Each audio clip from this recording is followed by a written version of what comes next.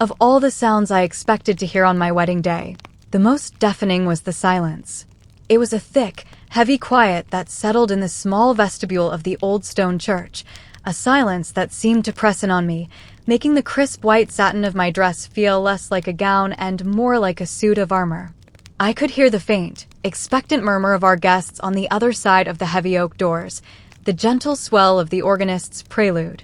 I could hear the tiny rustle of my maid of honor, Sarah, smoothing the train of my dress for the 10th time. But the sound I was straining for, the one I had dreamt of my entire life, was absent. There were no familiar, reassuring footsteps on the flagstones behind me. There was no deep, calming voice telling me everything was going to be all right. The space beside me, where my father was supposed to be standing, remained achingly, profoundly empty. He wasn't late. He wasn't stuck in traffic. He was at home, a mere 10-minute drive away, and he had made it unequivocally clear that he would not be coming. He would not be taking my arm. He would not be walking me towards the man I loved. He would not be giving me away. The reason felt like a shard of glass lodged in my heart, a wound so cruel and absurd it was difficult to comprehend. His refusal wasn't born of disapproval for my wonderful fiancé, James. It wasn't a matter of health or some unavoidable emergency. It was because of a single, venomous whisper from my stepmother, Eleanor. A whisper that had grown into a roar in our family home, a roar that my father had chosen not to silence, but to amplify.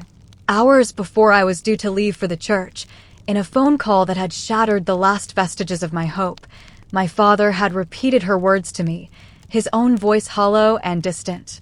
He couldn't walk me down the aisle, he'd said, because Eleanor had convinced him that I had done something unforgivable.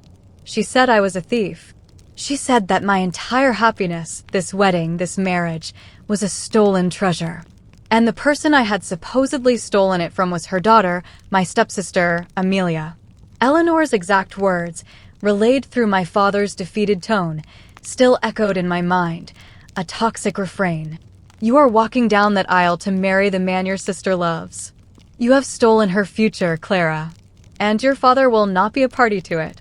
It was a lie, a twisted, malicious fabrication spun from jealousy and years of resentment, but it was the lie my father had chosen to believe.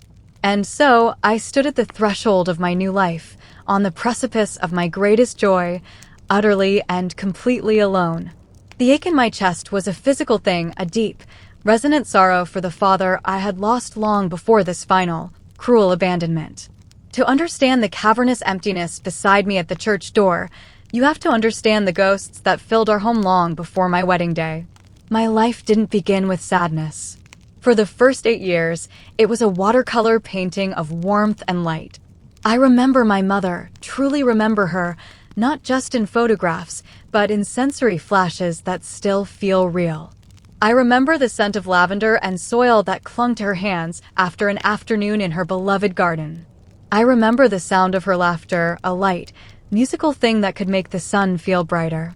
Our little house in the quiet suburbs of Oakhaven was a sanctuary she had built, a place of soft cushions, endless stories, and the comforting aroma of baking bread. My father, Thomas, was a different man back then. He was her adoring partner in this beautiful life, his face always seeming to be lit from within whenever she entered a room. I was their world, a cherished little girl who knew nothing but unconditional love. Then, the watercolor painting began to bleed. The colors faded with my mother's diagnosis. The illness was swift and merciless, stealing the light from her eyes and the strength from her body. The scent of lavender was replaced by the sterile smell of antiseptic. Her laughter grew faint, then disappeared altogether, replaced by a quiet, persistent cough that became the soundtrack to our final year together.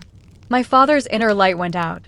He became a shadow, moving through the house with a heavy, defeated tread. When my mother passed, it felt as though the very foundations of our home had crumbled into dust. The silence that fell over the house then was a different kind, a silence of grief and loss, and I, a child of 8, learned to walk quietly within it, as if afraid to disturb her sleeping spirit. A year later, Eleanor arrived. She came into our quiet, gray world like a gust of cold, efficient wind. My father introduced her as a colleague who had become a dear friend, a source of comfort.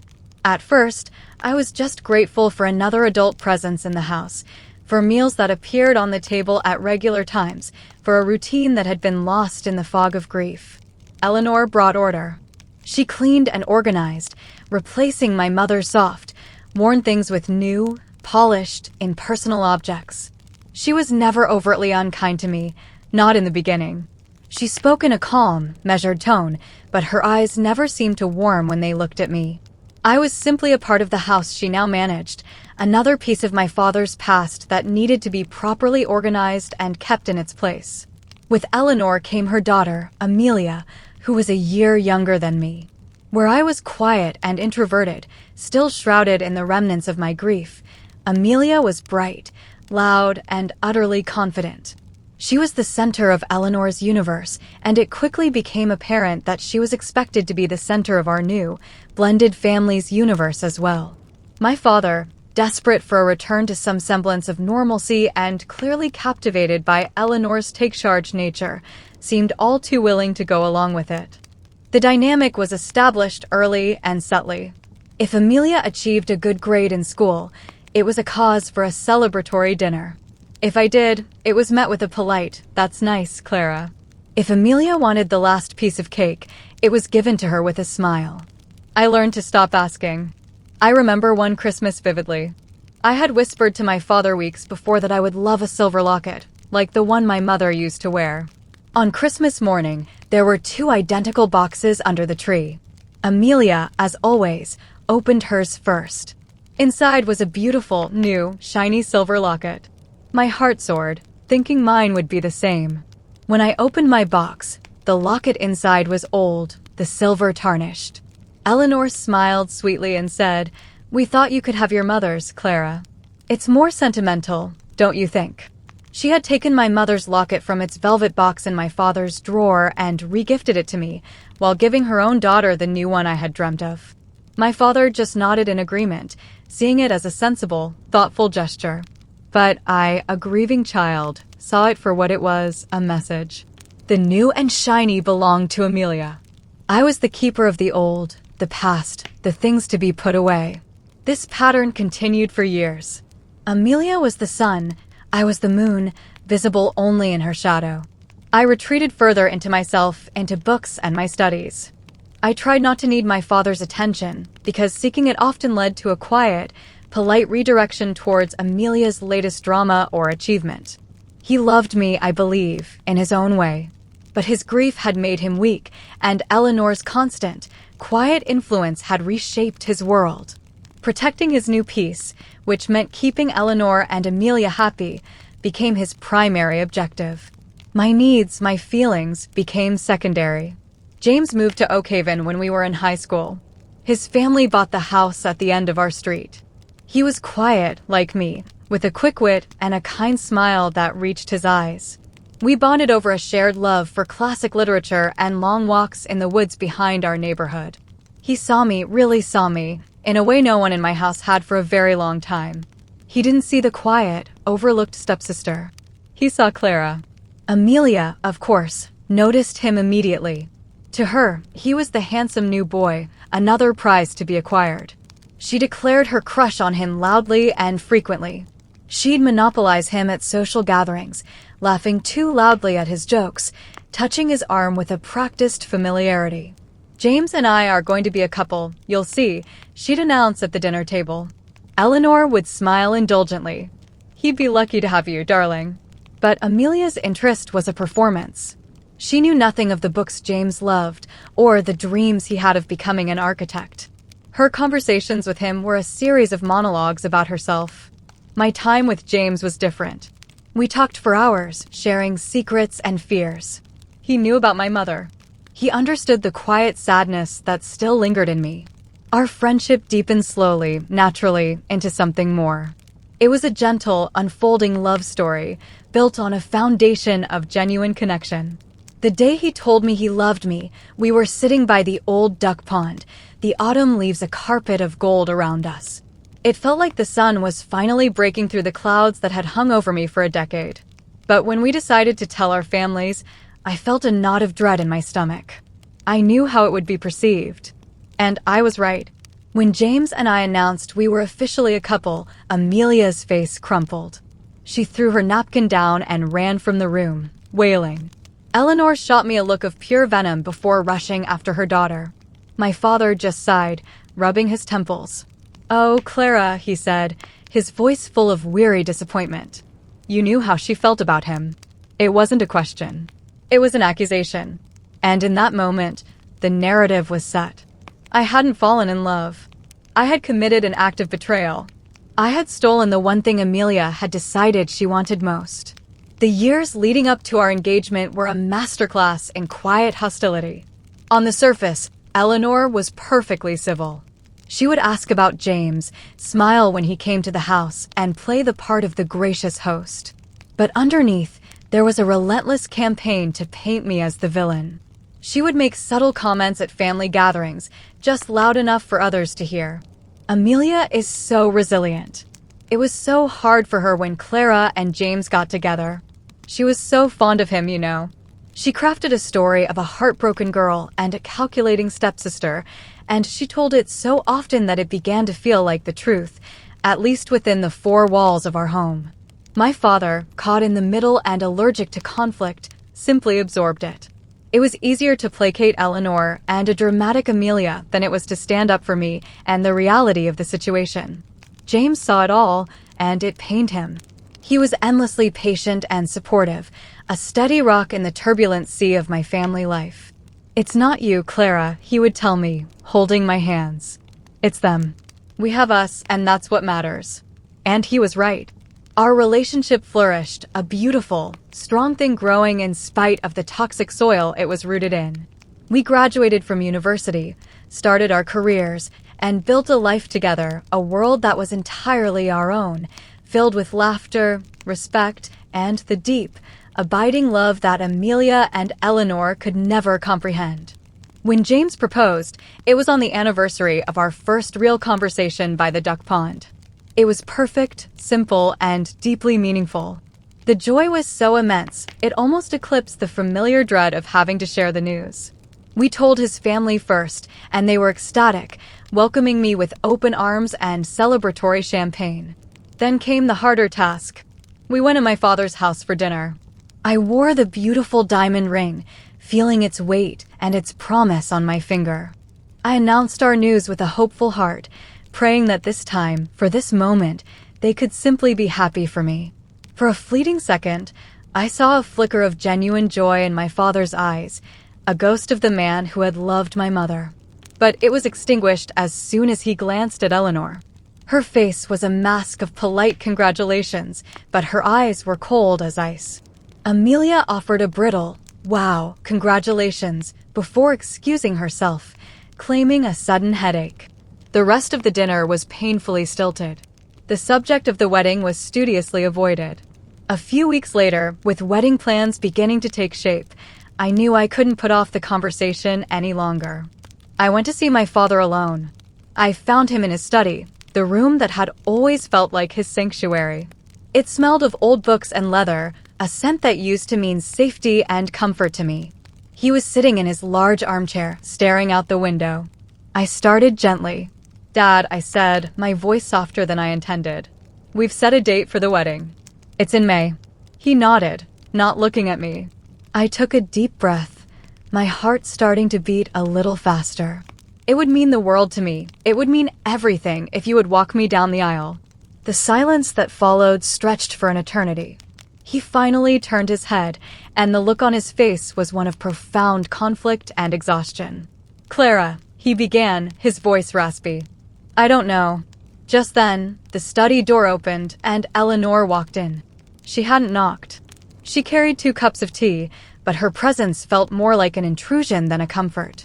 She placed a cup beside him, her hand lingering on his shoulder for a moment, a gesture of ownership. "What don't you know, Thomas?" she asked, her voice smooth and calm. My father looked from her to me, a trapped expression on his face. Clara was just asking me about the wedding. Eleanor's gaze settled on me. There was no pretense now, no polite mask. It was pure, unadulterated steel. She wants you to walk her down the aisle, doesn't she? She stated, not asking. She turned back to my father. And how do you think that would make Amelia feel? To watch her father proudly give away the woman who stole her happiness? To stand there and publicly endorse this theft. Eleanor, that's not fair, I whispered, my voice trembling. James and I fell in love. It had nothing to do with Amelia. Love isn't something you can steal. Oh, isn't it? She shot back, her voice dripping with scorn. You knew. You knew your sister had feelings for him. Deep feelings. But you pursued him anyway, behind her back, in your quiet, sneaky way. You have always been jealous of Amelia, of the light that shines so brightly in her. You saw something she wanted, and you took it for yourself, just to prove that you could. The words were so stunningly untrue, so twisted, that they left me speechless. I looked at my father, pleading with my eyes for him to intervene, to defend me, to speak the truth. He just stared into his teacup, his shoulders slumped. Thomas, Eleanor said, her voice softening as she addressed him, a masterful shift in tone. You have a duty to this family, to your other daughter, the one who is here, crying herself to sleep at night. Your place is with her, supporting her through this. Standing up in that church would be a betrayal of Amelia. A betrayal of me. A betrayal of the family we have built. Finally, my father looked at me. The last spark of hope in my chest died. There was no fight left in him. He was a man who had chosen his path years ago, the path of least resistance, and he was not about to deviate from it now. She's right, Clara, he said, his voice barely audible. It's just too painful for everyone. For Amelia. I can't do it. I can't stand up there and pretend everything is fine. My place is here with my wife. I'm sorry. Sorry. The word escaped my lips in a choked sob. It wasn't just about the aisle anymore. It was about everything. The locket. The years of being second best. The constant, quiet sacrifice of my feelings for theirs. This was the final, definitive act. He was choosing them. He was choosing the lie. I stood up, my legs feeling unsteady. I didn't cry in front of them. I wouldn't give Eleanor the satisfaction. I simply looked at my father, at this stranger sitting in my father's chair, and felt a profound and desolate sense of loss. I see, I said, my voice cold and clear. I understand perfectly. I turned and walked out of the study, out of the house, and I didn't look back. The conversation I had with James that night was one of the hardest of my life, but his response was my salvation. He held me as I finally broke down, his arms a safe harbor. Then I will meet you at the altar, Clara, he said fiercely. And I will be the proudest man in the world to watch you walk toward me on your own. You are the strongest person I know. This wedding isn't about them. It's about us. And so I stood there at the back of the church, listening to the organ music swell.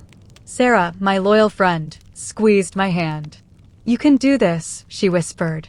I took a deep, shaky breath, not of resignation, but of resolve. James was right. This was my step, my journey. The empty space beside me was not a symbol of what I had lost, but a testament to what I had survived. It was the space my mother had left, the space my father had abdicated, but it was also the space where my own strength had finally been allowed to grow. The heavy oak doors swung open. A wave of light and sound washed over me. Every head in the pews turned, a sea of faces swimming in my vision. I saw confusion on some, pity on others. But then my eyes found him. James. Standing at the far end of the long aisle, his eyes locked on mine. And in his gaze, there was no pity. There was only love, admiration, and an unwavering pride that seemed to reach across the distance and wrap around me like a warm embrace. I took the first step, then another. The white satin of my dress whispered against the ancient stone floor. I held my bouquet of white roses and lavender for my mother, and I held my head high. Each step was a deliberate act of claiming my own life. I was not the forgotten daughter. I was not the jealous stepsister. I was not the thief Eleanor had painted me to be. I was Clara, a woman walking toward her future, a future I had built myself, with a man who saw and loved me for exactly who I was. The aisle felt 100 miles long, a pilgrimage of one. As I walked, I let go. I let go of the hope that my father would one day become the man he used to be. I let go of the anger towards Eleanor and her bitter games. I let go of the need for their approval. With each step, the weight on my shoulders felt a little lighter. When I finally reached the altar, James took my hand. His was warm and steady. "You're here," he murmured, his voice thick with emotion. I've never seen anything so beautiful in my life. Our vows were not just words, they were a declaration. A promise to build our own family, a sanctuary founded on truth, kindness, and unwavering support. When the vicar pronounced us husband and wife, the church erupted in joyful applause, and for the first time that day, the only sound I heard was one of pure, unadulterated happiness. In the years that followed, the silence from my father's house continued, broken only by stilted, obligatory phone calls on birthdays and holidays. He and Eleanor sent a generic, store-bought wedding gift with a card signed by all three of them. I never saw them. I never tried. The wound was too deep, the betrayal too fundamental. About 2 years after our wedding, I heard through the Oak Haven grapevine that Amelia was getting married. She was marrying a wealthy older man she had met through one of Eleanor's social circles. I felt a strange pang, not of jealousy, but of a sad, distant pity. A few weeks later, a photograph appeared in the local newspaper's society section. It was of Amelia on her wedding day, radiant in a gown far more lavish than mine. And there, beside her, his chest puffed out in a proud tuxedo, was my father. He was holding her arm, a beaming smile on his face as he prepared to walk her down the aisle. Seeing that picture was the final, necessary cut. It severed the last, frayed thread of hope I might have been unconsciously holding onto. It wasn't about the pain I had supposedly caused, it was about loyalty.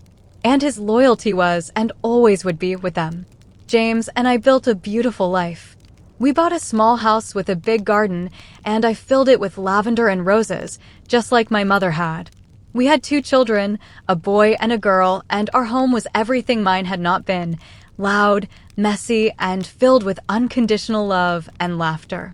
I made sure my children knew they were seen, heard, and cherished for exactly who they were. I became the mother I had lost, and the parent my father had failed to be. One crisp autumn afternoon, nearly 15 years after my wedding day, I was at the local market with my daughter. As I was paying for some apples, I heard a familiar, hesitant voice say my name. "Clara." I turned. It was my father. He looked so much older than I remembered, his shoulders stooped, his face a roadmap of fine lines. He was alone. The sight of him sent a complicated jolt through me, a mix of old pain and a new, surprising sense of calm. "Hello, Dad," I said, my voice even. He looked from me to my daughter, who was hiding shyly behind my legs. A flicker of something regret, sadness, crossed his face. She's beautiful," he stammered. "She looks like your mother." We stood in an awkward silence for a moment, the bustling market a strange backdrop for this reunion of ghosts. I'm sorry, Clara," he said finally, his eyes not quite meeting mine. "About everything. Eleanor, it was complicated. I just wanted peace." I looked at this frail, old man, and the burning anger I had carried for so long was gone. All I felt was a deep, quiet sadness for him, for the choices he had made, for the life he had chosen over a life with his own daughter. He hadn't done it out of malice, I finally understood, but out of weakness. And I couldn't hate him for that anymore. I had my own peace now, a peace I had built myself, and it was stronger than anything he could ever give or take away. "I know, Dad," I said, and I meant it. I knew. I placed my hand on my daughter's shoulder. "We have to go. It was good to see you." I turned and walked away, my daughter's small hand in mine. I didn't look back. I had spent so much of my life mourning the father I'd lost, the man who should have been there to hold my arm.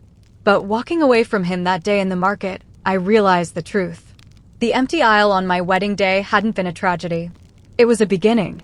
It was the first step I ever took that was truly and completely my own, leading me away from a house of shadows and into the sunlight of a life I deserved.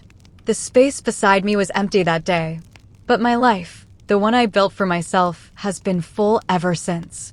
Of all the ghosts I thought were laid to rest, the one I never expected to hear from again was my stepsister, Amelia. For 15 years, the silence from my former life had been a blessing, a quiet garden I had carefully cultivated around the bustling, happy home I shared with James and our children. The encounter with my father in the market had felt like a final page turned, a quiet epilogue to a book I had long since closed. I had walked away that day feeling not triumphant, but free, the last chains of resentment and youthful hurt finally rusting away into nothing. My life was full, defined not by the empty space at the altar, but by the hands that held mine every day, the small bodies that curled into my lap for stories, and the constant, comforting hum of a life built on love, not obligation. Then, one rainy Tuesday afternoon, the phone rang. It was an unknown number, and I almost let it go to the answering machine. My son, Leo, was meticulously building a Lego tower that defied gravity, and my daughter, Maya, was drawing a portrait of our golden retriever, sunlight spilling from her crayons onto the page. It was a perfect, ordinary moment. But something compelled me to answer. "Hello," I said, my voice distracted. For a moment, there was only the sound of shaky, shallow breathing on the other end. Then a voice I barely recognized, thin and brittle like old parchment, whispered Clara. It was Amelia. The years had stripped her voice of its confident, demanding tone, leaving behind something hollow and desperate. My heart gave a sudden, painful lurch. Every muscle in my body tensed, a primal fight-or-flight response to a danger I thought I had long outrun. "Amelia?" I confirmed, my own voice barely a whisper. "What is it? What's wrong?" A choked sob came through the line. "It's Dad," she said, the words tumbling out in a rush. "He had a stroke, Clara. A bad one. He's at Oak Haven General. He can't talk. He can't move much. The doctors, they don't know." She broke down then, her sobs ragged and raw. And in that sound, I didn't hear the petulant girl who had coveted my fiancé. I heard a terrified daughter. My first thought, a cold, sharp thing, was, "Why are you calling me?" But I didn't say it. I listened as she continued to weep, her composure completely gone. Then another voice cut in, sharp and familiar, though laced with a hysteria I had never heard before. It was Eleanor. "Give me the phone, you useless girl," she snapped, and I could hear a faint scuffle. "Clara? Is that you, Clara?" "Eleanor," I said, my voice flat. "You need to come," she demanded, her tone shifting from panic to its old, imperious command. "Your father is indisposed. There are things to be dealt with. Papers. Decisions. Amelia is falling to pieces, and I can't. I can't manage everything on my own." The audacity of it was breathtaking. After 15 years of complete and utter silence, after being disowned on the most important day of my life, I was now being summoned. Not as a daughter, but as a functionary. A problem solver. A thing dealer with. I felt the old anger, a dormant volcano, begin to rumble deep inside me. "I don't understand," I said, my voice dangerously quiet. "Why would I come? You made it very clear a long time ago that I am not part of your family." There was a sputtering on the other end. "Don't be ridiculous, Clara. This isn't about that. This is about your father. He's your blood. You have a responsibility." A bitter laugh almost escaped my lips. Responsibility. The word was a lead weight in her mouth. She, who had systematically dismantled my father's responsibility to me, was now invoking mine to him. "My responsibilities are here," I said, my eyes sweeping over my beautiful, peaceful living room, my children, my life. "With my family. The one that wanted me." I was about to hang up. I truly was. My finger was hovering over the button. But then Amelia's voice came back on the line, pleading. "Please, Clara. Just for a little while. The house is a mess. Mother, she isn't well. She hasn't been for a while. I don't know what to do. I have no one else to call. I have no one else to call." Those 6 words struck me with more force than Eleanor's demand. Amelia, the golden child, the center of their universe, the one for whom my happiness had been sacrificed, was alone. The web of support and adoration she had always taken for granted had apparently disintegrated, leaving her stranded. I said I would think about it and hung up the phone, my hand trembling. The silence of my living room felt different now, charged with the intrusion of the past. James came in a few minutes later, took one look at my face, and knew instantly. I told him everything, the words spilling out of me, a torrent of old hurt and new confusion. He listened patiently, his hand resting on my back, a warm, steady presence. When I was finished, he didn't tell me what to do. He simply asked, "What does your heart tell you, Clara?" Not what Eleanor wants, not what Amelia wants. What do you need to do to be at peace with this, for yourself? I thought about the frail man in the market. I thought about the father who had loved my mother, who had once looked at me with pure adoration. And I thought about the man trapped in a hospital bed, silenced. The irony was a cruel twist of fate. The man who wouldn't speak up for me now couldn't speak at all. Did I want my last memory of him to be a fleeting, awkward encounter among stalls of fruit and vegetables? Or did I owe it to that little girl who loved him, the little girl still somewhere inside me, to see this through to its end? "I think I have to go," I said, the decision settling in my heart not with a sense of obligation, but with a strange, somber clarity. Not for them. For me. And for him. For the him that used to be. The drive to Oak Haven felt like traveling back in time. The familiar trees, the winding roads, the houses I had known my whole life, they were all the same, yet I was profoundly different. I wasn't the wounded girl leaving town. I was a woman, a wife, a mother, returning on my own terms. The knot of anxiety in my stomach was still there, but it was accompanied by a quiet strength I hadn't possessed all those years ago. When I pulled into the driveway of my childhood home, I was shocked. The house had always been Eleanor's showpiece. The lawn was always perfectly manicured, the flower beds a riot of disciplined color, the paint on the trim immaculate. Now, the lawn was overgrown with weeds. The flower beds were choked and barren. Paint was peeling from the window frames, and a small crack spiderwebbed across the large front window. The house looked tired, neglected, and sad. It was as if the polished facade of our family had finally, physically, crumbled. I took a deep breath and knocked on the door. It was opened by Amelia. The change in her was startling. The vibrant, confident girl I remembered was gone. In her place was a woman who looked worn down, her expensive clothes seeming to hang on a frame that had lost its energy. Her eyes were puffy and red, and there were faint lines of stress around her mouth that hadn't been there before. "You came," she said, her voice filled with a relief that was almost palpable. She stepped aside to let me in. The inside of the house was even more shocking than the outside. The air was stale. Dust motes danced in the slivers of light coming through the grimy windows. Piles of mail and newspapers sat on the console table where a vase of fresh flowers had always been. The grand, impersonal order Eleanor had so rigidly enforced had given way to chaos and neglect. It was the home of people who had given up. Eleanor was sitting in the living room, in a brocade armchair that was beginning to look threadbare. She had aged 20 years since I'd last seen her. Her once perfectly coiffed hair was thin and disheveled. Her sharp, intelligent eyes were clouded with a strange mix of fear and bitterness. She clutched a crumpled tissue in her hand. She looked at me as I entered, and for a moment I saw not a villain, but a frightened old woman whose carefully constructed world had collapsed around her.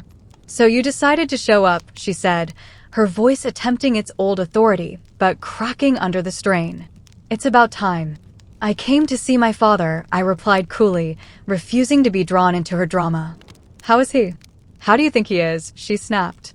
"He's lying in a bed, staring at the ceiling." The doctors use words like significant event and long road to recovery. It's a disaster. I spent the next hour getting the details, not from Eleanor, who spoke only in terms of how this was inconveniencing her, but from Amelia. In quiet, disjointed sentences, she filled in the gaps of the last 15 years. Her marriage to the wealthy man had been a catastrophe. He was controlling and unfaithful, and the divorce had been messy and humiliating. She had come home a few years ago with nothing, her confidence shattered. Eleanor's health had started to decline, her sharp mind dulled by a series of small, unacknowledged strokes that left her paranoid and forgetful. My father, Thomas, had become her full-time caretaker, a quiet, weary servant in his own home, bearing the brunt of her rages and confusion. He had collapsed while trying to help her up the stairs. The story was a bleak tapestry of dysfunction and decay. The perfect life they had projected, the life for which I had been cast out, was a lie. It had always been a lie. The happiness Eleanor had accused me of stealing from Amelia had never existed. It was a phantom, a prize they thought they were entitled to, but had never known how to create for themselves. Later that afternoon, I drove to the hospital alone. The smell of antiseptic was a jarring echo of my mother's final days. I found his room and paused at the door, my heart pounding against my ribs. I pushed it open and walked in. He was lying in the bed, his head turned towards the window. One side of his face was slack, his mouth slightly open. His eyes were open, but they seemed unfocused, staring at something far beyond the hospital walls. A machine beeped a steady, monotonous rhythm beside him. This shrunken, fragile man was all that was left of the two fathers I had known, the vibrant, loving man of my early childhood and the weak, defeated man who had broken my heart. I pulled a chair up to his bedside. I didn't know what to say. "Dad," I whispered. His eyes flickered towards me. For a second, I thought I saw a glimmer of recognition, a spark in the cloudy depths. But it was gone as quickly as it came. His gaze drifted back to the window. I reached out and took his hand. It was cool and limp, his skin like paper. It was the hand that had refused to take mine at the church. I held it gently, my thumb stroking the back of it. And as I sat there, in the sterile quiet of that hospital room, the last of the anger I had held onto for so long finally dissolved, replaced by an overwhelming, aching pity. He had made his choices. He had chosen the path of least resistance, the path of placating Eleanor, and it had led him here. He had traded his daughter's love for a quiet life, but the quiet had turned into a different kind of noise, of resentment, of decay, of failure. And now he was left with the ultimate silence. I sat with him for over an hour. I didn't talk about the wedding or Eleanor or any of the pain. I talked about my life. I told him about James, about how he was a good man, a wonderful husband. I told him about Leo's obsession with Lego and Maya's artistic soul. I described our house, our garden, the sound of my children's laughter filling the rooms. I painted a picture for him of the life I had built, a life full of the simple, genuine love he had thrown away. I wasn't doing it to be cruel. I was doing it to show him that I was okay, that I had survived. More than survived, I had thrived. As I got up to leave, I leaned over and kissed his forehead. It felt strange, foreign. "I forgive you, Dad," I whispered, the words spoken not for him, because I didn't know if he could even hear them, but for me. "I forgive you." I walked out of that room feeling lighter than I had in my entire life. In the days that followed, I fell into an unexpected role. With Eleanor lost in her own fog of bitterness and Amelia paralyzed by indecision, someone had to take control. I was the one who spoke with the doctors, who deciphered the medical jargon, who began the difficult process of navigating the labyrinth of long-term care options. I was calm, efficient, and clear-headed. The skills I had learned from managing a household, a career, and the lives of two small children served me well. I was no longer the girl who could be pushed aside. I was the capable woman who got things done. Eleanor watched me with a suspicious, resentful gaze. She couldn't comprehend why I was helping. In her world, every act was transactional, a power play. She couldn't understand that I was doing it for the simple reason that it needed to be done, and for the memory of a man who deserved some small measure of dignity in his final chapter. One evening, I was in the study, sorting through a mountain of my father's financial paperwork. The room was just as I remembered it, but covered in a fine layer of dust. Amelia appeared in the doorway, holding 2 mugs of tea, a faint echo of the day Eleanor had ambushed me in this very room. "I brought you this," she said quietly, placing a mug on the desk. She lingered, shifting her weight from one foot to the other. I don't know how to thank you, Clara, for all of this." "You don't have to thank me," I said, not looking up from the papers. "Yes, I do," she insisted. She sank into the armchair opposite the desk, the one my father had sat in when he'd told me he wouldn't walk me down the aisle. "I've been a fool," she said, her voice cracking. "My whole life." I finally looked at her. Her face was etched with a genuine, painful self-awareness. It was Mother, she continued, staring into her mug. She always told me you were the lucky one. You had your mother's memory, you had Dad's guilt. She said you had a tragic grace that people were drawn to. She said I had to be brighter, louder, more brilliant just to be seen. She pitted us against each other from the very beginning. She looked up, and her eyes were filled with unshed tears. When James came along, he was kind to you. He saw you. I was so jealous of that.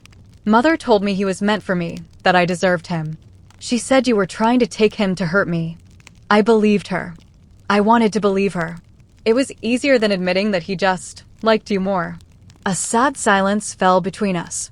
For the first time, I saw my stepsister not as a rival, but as another victim of Eleanor's toxic machinations. She had been fed a diet of jealousy and entitlement her entire life, and it had left her starved of any real self-worth. That life you thought I stole from you, Amelia, I said gently. The one with James. It wasn't something to be won or stolen. We built it. Together. From scratch. It's hard work, building a happy life. I know that now, she whispered. I thought marrying my ex-husband was winning the prize. It turned out to be a gilded cage. I've spent the last few years feeling like such a failure. And then watching you, you're so strong. You have everything. A real everything. Not the fake kind Mother always talked about. We sat there for a long time, two sisters by circumstance, finally speaking the truth in the dusty, silent room where so many lies had been born. There was no grand moment of reconciliation, no tearful embrace. But there was a quiet, fragile understanding. It wasn't friendship, but it was a form of peace. I stayed for another week until a place was secured for my father in a good care facility nearby. I helped Amelia clean the house, throwing out years of accumulated junk and letting fresh air and light into the stale, dark rooms. Eleanor watched it all, a silent, dethroned queen, her power utterly gone. The day I left, I went to see my father one last time. I held his hand and told him he would be well cared for. I told him I loved him. As I turned to go, I felt the faintest pressure on my fingers. It was so slight, it could have been a muscle spasm, a phantom of my own hopeful imagination. But I chose to believe it was him. Acknowledgement. A farewell. Driving home, back to my own life, I felt a profound sense of closure. I had not gone back to Oakhaven to fix their broken lives. I had gone back to confirm that mine was whole. I had faced the ghosts of my past and found that they held no more power over me. The empty aisle at my wedding had once felt like a symbol of abandonment, a void where a father's love should have been. But I see it differently now. It was an open space, a clean slate. It was the space I needed to step into my own strength, to walk my own path, to become the architect of a family built not on lies and obligations, but on the solid, unshakable foundation of Betrayal, unconditional love. I had walked that aisle alone, but I was never truly on my own. I was walking toward the rest of my life. The peace I found after leaving Oakhaven the second time was not a fragile thing. It was a deep, settled quiet in my soul, like the stillness of a forest after a storm has passed. The intervening years were some of the sweetest of my life. I watched my children, Leo and Maya, grow from little beings into thoughtful young people with their own burgeoning passions and opinions. James and I deepened our partnership, our love a comfortable, lived-in thing, a warm hearth we returned to at the end of each day. The story of my father, Eleanor, and Amelia became just that, a story. A sad tale from another lifetime that I could now recount with a detached sorrow rather than a visceral pain. It was the prologue to my real life, not the main text. Amelia and I maintained a tentative, infrequent contact. A Christmas card with a short, handwritten note. A brief text message on our birthdays. It was a thread of connection so thin it was almost invisible, yet neither of us chose to break it. I learned from her sporadic updates that she had sold the crumbling house, a decision that felt like a symbolic raising of the past. She had moved Eleanor into a small, clean assisted living apartment where her paranoia and confusion could be professionally managed. Amelia herself had taken a modest job at the local library, a place of quiet and order. In her short messages, I sensed a woman slowly, painstakingly, building a life from the ground up, on a foundation of reality rather than fantasy. I was quietly proud of her. Then, almost 5 years to the day after I had last seen my father, the call I knew would one day come finally arrived. It was a gray Saturday morning. I was in my garden, my hands deep in the cool soil, separating dahlia tubers for winter storage. My phone, resting on the low garden wall, buzzed. It was Amelia. "Clara," she said, her voice quiet and steady, devoid of the panic from years before. "He's gone. Dad passed away peacefully in his sleep last night." I closed my eyes, the scent of damp earth filling my senses. There was no shock, only a profound, hollow ache. A final, definitive end. I had mourned the loss of my father twice before, once when my mother died and he faded into a shell, and again on my wedding day when he chose a lie over his daughter. This third and final goodbye felt like a gentle closing of a door that had been left ajar for far too long. "I'm so sorry, Amelia," I said, and the words were for her as much as for the memory of him.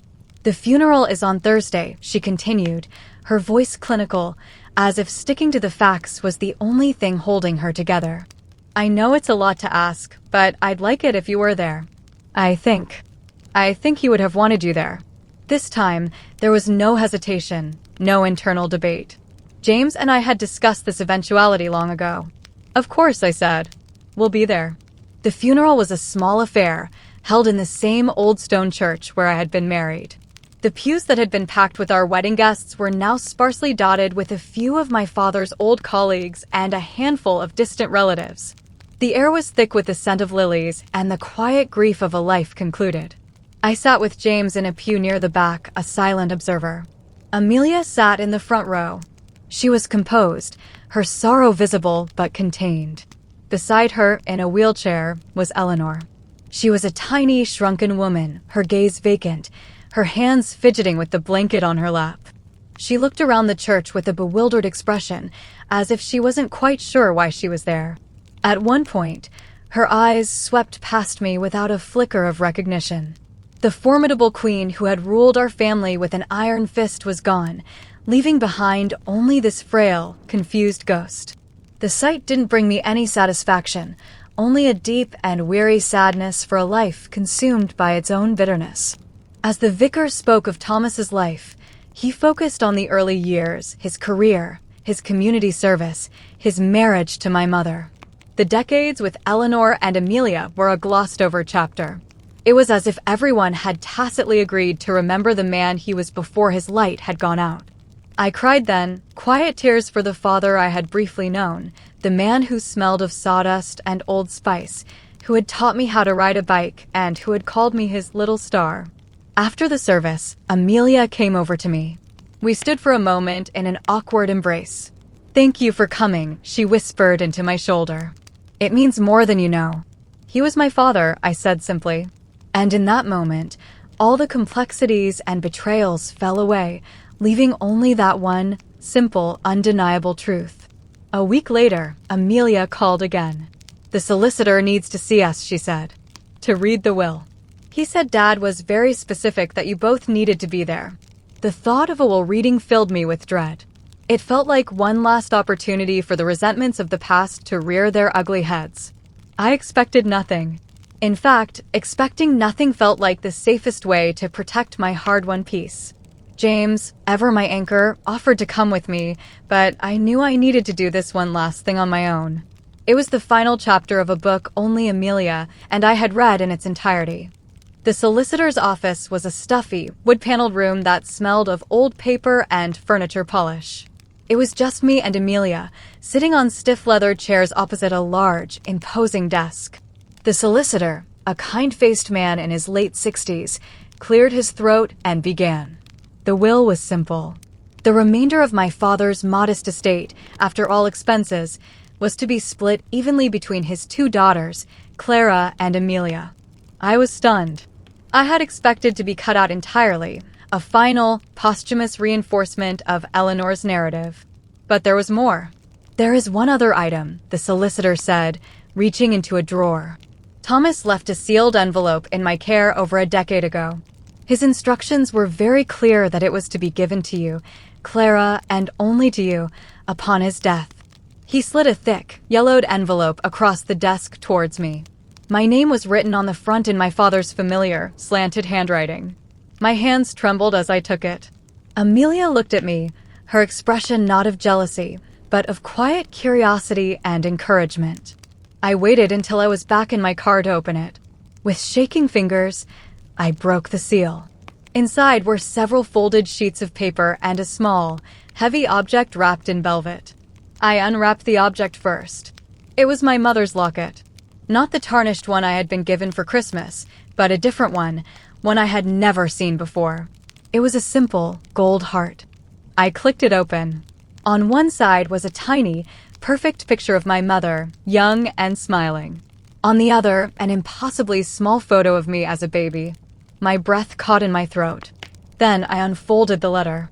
It was dated just a few months after my wedding. My dearest Clara, the letter began.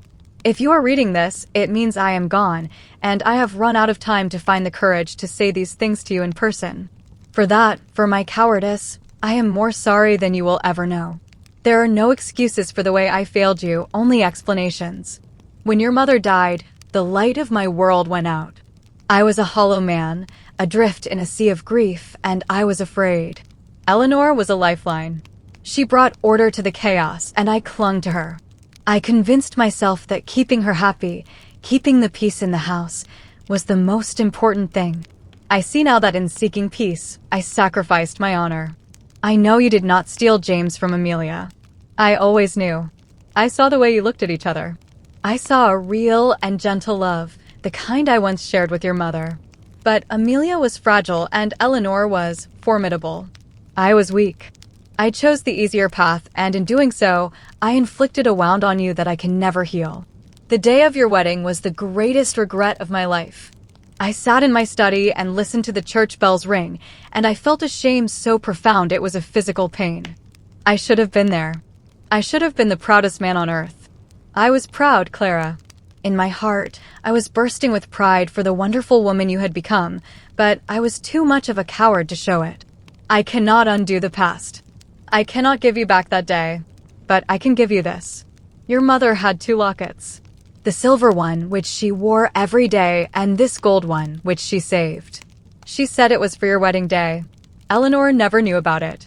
I hid it away, protecting this one last piece of your mother from her. I want you to have it.